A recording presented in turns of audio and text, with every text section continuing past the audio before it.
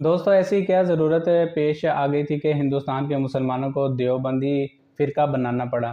देवबंदी मसलक के अकायद क्या हैं और ये मज़ीद कितने ग्रुपों में तकसीम हो चुका है। आज की इस वीडियो में हम यही सब कुछ जानने की कोशिश करेंगे। दोस्तों अगर इस्लाम के आगाज़ की बात की जाए तो इस्लाम के इब्तदाई अयाम में मुसलमान दो बुनियादी फ़िरक़ों सुन्नी और शिया में तकसीम हो गए। अगर सुन्नी इस्लाम की बात की जाए तो सुन्नी इस्लाम पाँच बड़े फ़िरक़ों हनफी, शाफ़ी, मालिकी, हम्बली और पाँचवां अहले हदीस सलफ़ी वहाबी में तकसीम हो गया। हनफी फ़िरका इस वक्त मुसलमानों का सबसे बड़ा फ़िरका है जो हिंदुस्तान समेत अफ़गानिस्तान वस्ती एशिया तक फैला हुआ है। अगर बरसगीर में हनफी फ़िरका फिर दो बड़े ग्रुपों बरेलवी और देवबंदी में तकसीम है। अगर दोस्तों आप बरेलवी मसलक के बारे में जानना चाहते हैं तो इस बारे में मैं ऑलरेडी एक वीडियो बना चुका हूं जो कि आप मेरे चैनल पर जाकर देख सकते हैं। जबकि दूसरे मसलक देवबंदी पर आज हम बात करेंगे कि ये फ़िरका भारत में कैसे पैदा हुआ। पाकिस्तान, इंडिया, बांग्लादेश और दुनिया भर के देवबंदी मसलक के हामी अपनी तहरीक का आगाज़ इंडिया की शुमाली रियासत उत्तर प्रदेश के ज़िला सहारनपुर के कस्बा देवबंद से करते हैं। इनका मानना है कि इनके मजहबी अकायद वही हैं जो कुरान और सुन्नत के हैं। फ़िक़ही लिहाज से वो इमाम अबू हनीफ़ा और इल्मुल कलाम में मातरदीदी सोच के हामी हैं। लेकिन दोस्तों आइए इसके तारीख़ी पस मंज़र को देखते हैं, क्योंकि बरसगीर में इस्लाम की तारीख़ को समझे बगैर हम देवबंदी मसलक को कभी भी नहीं समझ सकते हैं। दोस्तों बरसगीर में मोहम्मद बिन कासिम के बाद 10वीं और 11वीं सदी ईस्वी में मुसलमान बादशाहों की अक्सरियत वस्त एशियाई रियासतों और अफ़गानिस्तान से हिंदुस्तान पहुंचना शुरू हो गई। वस्त एशिया और अफ़गान हुक्मरानों ने एक तवील अरसा तक हिंदुस्तान और इसकी मुख्तलिफ़ रियासतों में अपनी हुकूमतें कायम की। ये बादशाहत अपने साथ बहुत सारे उलमाए कराम और सूफ़ी मुफ़क्किरीन को भी साथ लाए, जिन्होंने हिंदुस्तान में इस्लाम को फैलाने और मकामी गैर मुस्लिमों को मुसलमान बनाने में बहुत ही ज़्यादा अहम किरदार अदा किया।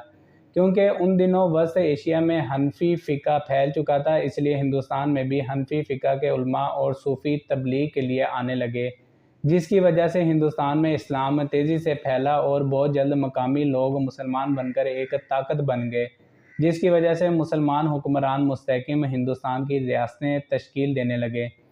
लेकिन 17वीं सदी ईस्वी में आकर हिंदुस्तान की मुसलमान बादशाहत पर ज़वाल आना शुरू हो गया, जिसकी वजह से आम मुसलमान भी गैर महफूज और ज़वाल का शिकार होने लगे। हत्ता कि 1857 तक आते आते सारा हिंदुस्तान इनके हाथ से जा चुका था। ऐसी सूरत हाल में हिंदुस्तान के बहुत से उलमा कराम उठे और दीनी लिहाज से मुसलमानों को इकट्ठा करने लगे ताकि मुसलमानों की खोई हुई साख को दोबारा बहाल किया जा सके। इस दौर को हिंदुस्तान में मुसलमानों को निशास्त सानिया भी कहा जा सकता है। पहले जिस आलिम का नाम मिलता है वो दिल्ली के हज़रत शाह वलीउल्लाह देहलवी हैं। मौजूदा दौर के बरसगीर की तमाम सुन्नी तहरीकें बशमूल अहले हदीस, बरेलवी, देवबंदी शाह वलीउल्लाह के काम को कदर की निगाह से देखते हैं। देवबंदी और अहले हदीस दोनों हिंदुस्तान में अपनी तहरीक का आगाज़ शाह वलीउल्लाह की तालीमात से ही करते हैं। हालांकि शाह वलीउल्लाह फ़िरका हनफिया के पैरोकार थे, जबकि अहले हदीस फ़िरका हनफिया की पैरवी को नहीं मानते, मगर कुरान और हदीस के फ़रोग़ पर अहले हदीस शाह साहब को इंतहाई कदरों कीमत की निगाह से देखते हैं। दोस्तों बरसगीर की इस्लामी तहरीकों पर काम करने वाली रिसर्चर और मुसन्निफ़ा बारबरा मेटकाफ अपनी किताब इस्लामी रिवाइवल इन ब्रिटिश इंडिया में लिखती हैं कि शाह वलीउल्लाह बुजुर्गवार सूफ़ी सिलसिला चिश्तिया के मुरीद थे। शाह साहब ने दिल्ली में अपना मदरसा रहीमिया कायम किया, जहाँ पर कुरान और हदीस की तालीमात लोगों को पहुँचाना शुरू कर दी। बारबरा मेटकाफ के मुताबिक शाह वलीउल्लाह ने कुरान और हदीस के साथ साथ फ़िक़्ह हनफिया की तालीमात भी लोगों को पहुँचाना शुरू कर दी। शाह वलीउल्लाह वो पहले आलिम हैं जिन्होंने पहली दफ़ा कुरान मजीद का फ़ारसी में तर्जमा किया और लोगों को कुरान का तर्जमा के साथ पढ़ने की दावत भी दी। इस पर बरसगीर के बहुत से उलमा आपके सख्त ख़िलाफ़ हो गए और शाह साहब के इस काम को बिदअत करार देकर शाह वलीउल्लाह पर कुफ्र के फतवे दिए और इन पर कातिलाना हमले भी करवाए गए। शाह वलीउल्लाह के बाद कुरान का पैगाम हिंदुस्तान के आम लोगों तक पहुंचाने के लिए शाह वलीउल्लाह के बेटे शाह अब्दुल कादिर ने पहली बार कुरान पाक का उर्दू में तर्जमा किया। دراصل اس وقت فارسی زبان صرف شاہی زبان تھی، جبکہ اردو تقریباً ہر عام ہندوستانی پڑھنا لکھنا جانتا تھا، جس کی وجہ سے شاہ عبد القادر نے قرآن کا اردو میں ترجمہ کیا۔ شاہ ولی اللہ کے بیٹے شاہ عبد العزیز نے ہندوستان کو دارالحرب قرار دیا، جس کی وجہ سے بہت سے مسلمان ہندوستان چھوڑ کر افغانستان چلے گئے۔ شاہ ولی اللہ کے پوتے عبد العزیز کے بیٹے شاہ اسماعیل شہید نے اپنے دور میں مشہور زمانہ کتاب تقویۃ الاسلام لکھی، جس میں مسلمانوں میں موجود بدعات کی سختی سے مخالفت کی گئی۔ کچھ ناقدین شاہ اسماعیل کی اس کتاب کو عرب کے وہابی اسلام کے بانی محمد بن عبد الوہاب کی کتاب التوحید کا ترجمہ قرار دیتے ہیں۔ 19ویں صدی کے آغاز میں ہندوستان، خاص طور پر ہندوستان کے اتر پردیش کے علاقے میں مختلف نظریات کی حامی اسلامی تحریکیں برپا ہوئیں۔ کچھ تحریکیں جہاد تو کچھ پرامن طریقے سے مسلمانوں کی اصلاح تو کچھ ہندوستان کو دارالحرب قرار دے کر مسلمانوں کو یہاں سے ہجرت کرنے پر ترغیب دے رہی تھی۔ باربرا میٹکاف لکھتی ہیں کہ جب 1810 کے بعد اردو کے مشہور زمانہ شاعر مرزا غالب دہلی آئے تو انہوں نے دیکھا کہ شاہ ولی اللہ کے بنیاد پرست اصلاحات دہلی میں زور پکڑ رہی ہیں۔ حنفی فکر کے علماء کے درمیان سب سے مشہور بحث محمد اسماعیل اور فضل حق خیرآبادی کے درمیان دہلی میں زور پکڑ چکی تھی۔ وہ امکان نظیر کے سوال پر بحث کر رہے تھے۔ دراصل امکان نظیر ایک سوال تھا کہ اللہ محمد صلی اللہ علیہ وآلہ وسلم کے مرتبے کا کوئی اور نبی بنا سکتا ہے؟ شاہ اسماعیل نے اپنی کتاب تقویۃ الاسلام میں دلیل دی کہ وہ یہ کر سکتا ہے۔ بے شک اس بادشاہوں کے بادشاہ کی طاقت اتنی عظیم ہے کہ پلک جھپکتے میں صرف لفظ ہو جا سے اگر وہ چاہے تو سینکڑوں رسول بنا سکتا ہے۔ اولیاء، جن اور فرشتے جبرائیل اور محمد صلی اللہ علیہ وآلہ وسلم سے ملتے جلتے اور ان کے برابر بھی نبی بنا سکتا ہے۔ اس پر علامہ فضل حق خیرآبادی نے شاہ اسماعیل کے اس نظریے کی سخت مخالفت کی اور اس نظریے کو حضرت محمد صلی اللہ علیہ وآلہ وسلم کی شان میں گستاخی قرار دیا۔ فضل حق خیرآبادی کا کہنا تھا کہ گویا اللہ سب کچھ کرنے کی طاقت رکھتا ہے، مگر معاذ اللہ ایسی طاقت استعمال نہ کرنے کا انتخاب کر چکا ہے۔ اس پر حنفی علماء کے بیچ بحث شدت اختیار کر گئی۔ اس بحث میں اس وقت کے مشہور شعراء بھی اپنی شاعری کے ذریعے شامل ہو گئے۔ باربرا میٹکاف کے مطابق مرزا غالب نے شاعری کے ذریعے جہاں مولانا فضل حق خیرآبادی کا ساتھ دیا تو دوسری طرف نامور شاعر حکیم مومن خان مومن نے شاہ اسماعیل کی کاز کو سپورٹ کیا اور اس جہاد کی کوشش کو اپنی شاعری میں سراہا۔ تقویۃ الاسلام آج دیوبندی مسلک کی اہم کتابوں میں شامل ہے۔ شاہ اسماعیل کے اہم ساتھی اور رائے بریلی کی اہم شخصیت سید احمد شہید نے ہندوستان کے مسلمانوں کو جہاد کی ترغیب دی اور پھر دونوں یعنی سید احمد بریلوی اور شاہ اسماعیل نے دہلی میں مسلمانوں کا ایک لشکر تیار کیا جو دہلی سے چلا اور راجستھان، سندھ، بلوچستان سے ہوتا ہوا پاکستان کے موجودہ صوبے KPK میں پہنچا۔ راستے میں ان لوگوں نے مختلف مسلمان بادشاہوں اور لوگوں کو جہاد کی ترغیب دی کہ یہی وہ ذریعہ ہے جس سے اسلام کی کھوئی ہوئی ساکھ بحال کی جا سکتی ہے۔ ان کے سخت نظریات کی وجہ سے اس لشکر کو خیبر پختونخوا کی درانی سلطنت کے بادشاہ سے مقابلہ بھی کرنا پڑا۔ پھر یہ بالا کوٹ میں پہنچے تو سکھوں کے ہاتھوں سب شہید کر دیے گئے۔ پھر 1857 میں جب انگریز دہلی پہنچا تو مسلمان جہاں اپنی کھوئی ہوئی ساکھ بحال کرنے کے جتن کر رہے تھے، وہیں ان کے بیچ نظریاتی جنگ اب علماء سے نکل کر دکانوں، ٹھیلوں اور عام لوگوں تک آ چکی تھی اور ان کی آپس میں تقسیم اور اختلافات بہت واضح ہو چکے تھے۔ دہلی سقوط بغداد سے پہلے ہونے والے منظروں جیسے ماحول کی منظر کشی کر رہا تھا۔ 1857 کی جنگ آزادی میں یہ سب انگریز کمپنی کے خلاف لڑے تو صحیح، لیکن کمپنی نے پھر منگولوں کی طرح سب کو چن چن کر مروایا۔ شاہ اسماعیل کے پیروکاروں میں امداد اللہ مہاجر مکی اور اس کے رفقا نے برطانیہ کی فوج کے خلاف شاملی ضلع میں لڑائی لڑی، لیکن وہ یہ جنگ ہار گئے۔ اس جنگ کے بعد دیوبند کا آغاز ہوتا ہے۔ بھارت کی شمالی ریاست اتر پردیش یا جسے UP بھی کہا جاتا ہے کے ضلع سہارنپور کے قصبے دیوبند میں مسلمان اکثریت سے آباد تھے۔ یہاں پر زیادہ تر عثمانی اور صدیقی شیخ رہتے تھے۔ مغل دور میں یہاں پر مساجد اور صوفی خانقاہیں تعمیر کی گئیں، جس کی وجہ سے دیوبند قصبے کے لوگ خوشحال تھے، لیکن مغلوں کے زوال کے ساتھ ساتھ دیوبند قصبے کے لوگوں پر بھی زوال آنا شروع ہو گیا۔ یہاں پر سکھ اور روہیلے لوٹ مار کرنے لگے۔ 1857 کی جنگ آزادی میں بھی دیوبند قصبے سے بہت سے لوگوں نے حصہ لیا، باربرا میڈکاف اپنی کتاب اسلامک ریوائول ان برٹش انڈیا میں لکھتی ہیں کہ دیوبند کے لوگوں کی طرف سے 1857 کی جنگ آزادی میں حصہ لینے کی وجہ سے بعد میں اس قصبے کے 34 لوگوں کو پھانسی دی گئی، جبکہ بہت سے لوگوں کو جیلوں کی کڑی سزا سنائی گئی۔ باربرا میڈکاف کے مطابق 3 گاؤں مکمل جلا کر راکھ کر دیے گئے، جبکہ بہت سے خاندانوں کی زمینیں بھی ضبط کر لی گئی۔ برٹش راج نے علاقے پر قبضے کے بعد یہاں کام کیا اور ریل پہنچی تو اس وقت دیوبند قصبے کی آبادی 20,000 تھی، جس میں آدھے سے زیادہ مسلمان تھے۔ دوستو، 1857 کی جنگ آزادی سے پہلے قصبہ دیوبند کے مسلمانوں کا زیادہ فکری رجحان دہلی کے شاہ ولی اللہ کے پوتے شاہ اسماعیل شہید اور احمد شاہ بریلوی شہید کی فکری سوچ کی طرف تھا۔ جب شاہ اسماعیل شہید کا لشکر دہلی سے پنجاب کی جانب سکھوں سے جنگ کرنے کے لیے چلا تو اس لشکر میں دیوبند قصبے کے بڑے خاندانوں کے بھی لوگ شامل تھے، جو کہ بعد میں بالاکوٹ میں شہید کر دیے گئے۔ جنگ آزادی کے وقت دیوبند کی اہم عالم شخصیت مولانا رفیع الدین تھے۔ جنگ آزادی کے بعد دیوبند کے قریبی قصبوں جیسا نانوتوا، گنگوا، امیٹا سے مسلمان اپنی جان کی حفاظت کے خوف سے دیوبند میں آ گئے۔ ان میں نانوتوا سے مولانا قاسم نانوتوی اور گنگوا سے مولانا رشید احمد گنگوہی نمایاں شخصیت تھے۔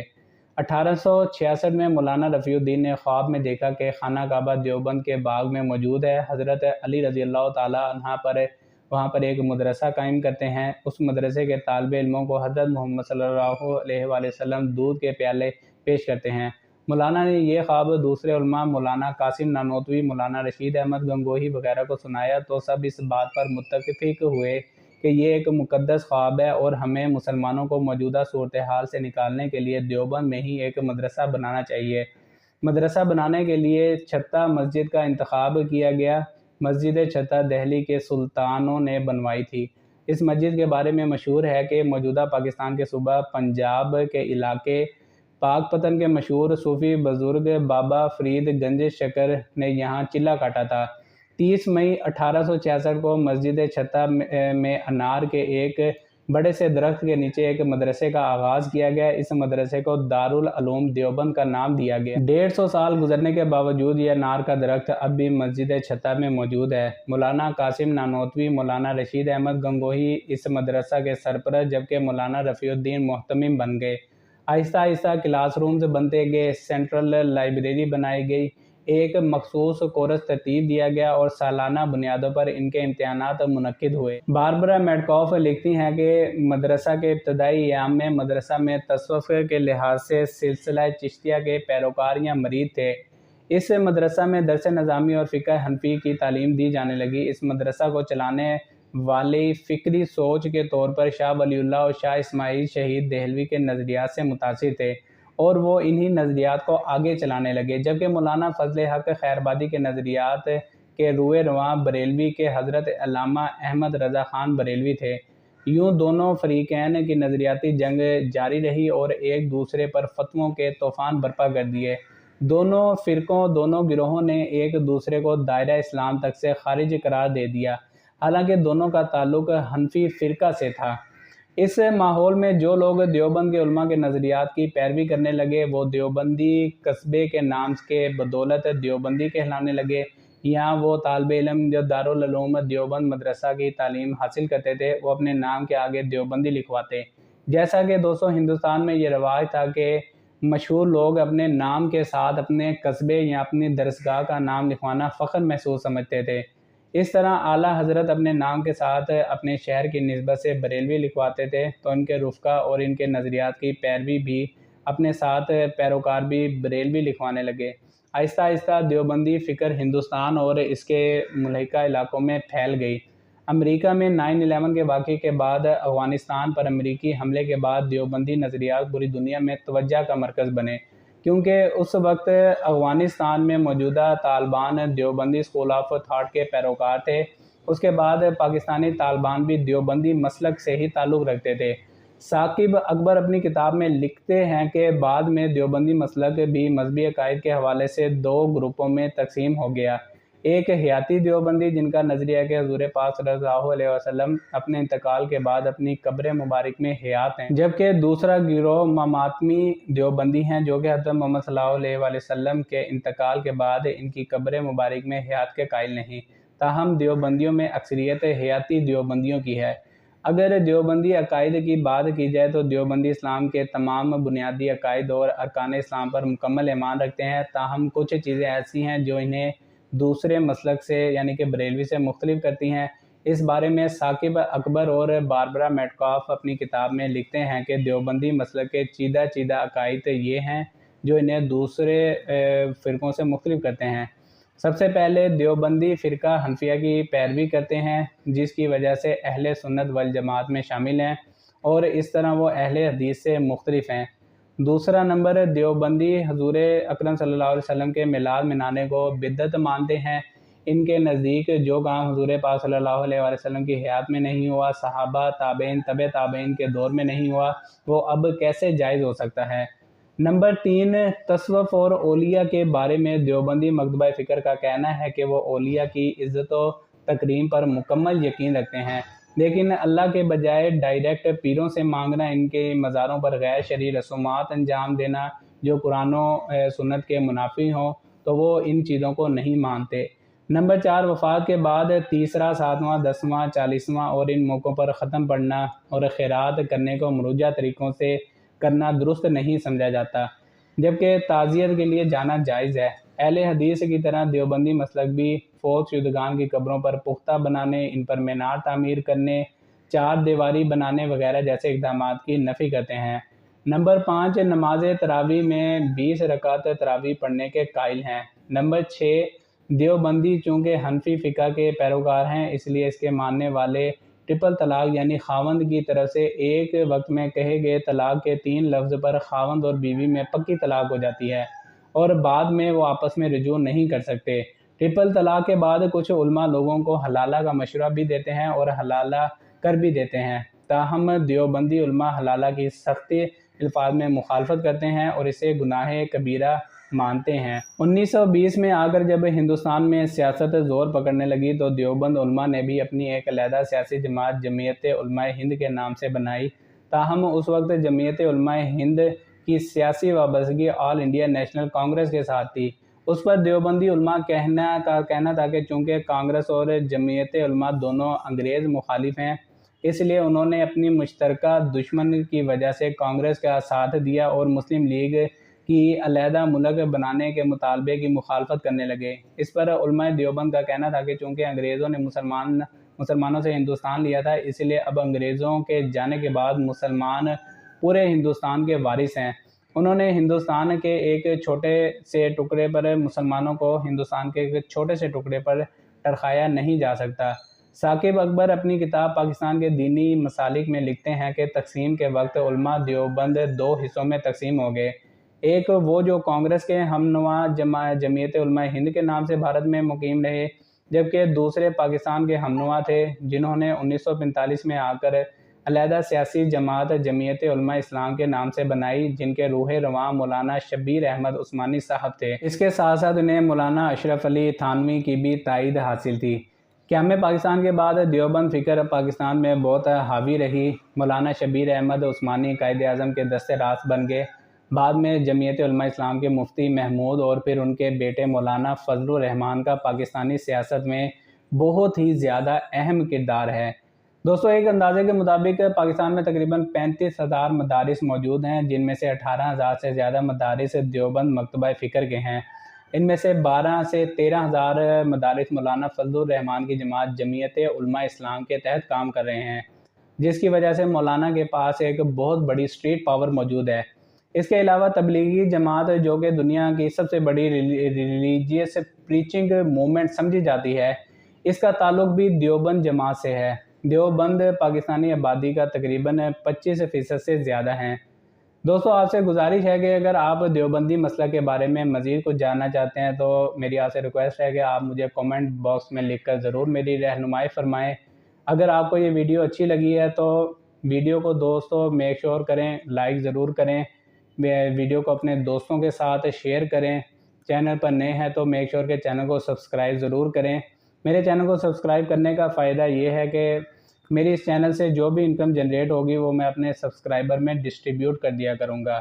اپنا بہت سارا خیال رکھیے گا، ملتے ہیں نیکسٹ ویڈیو میں۔ ٹل دین اپنا خیال رکھیے گا۔ اللہ حافظ۔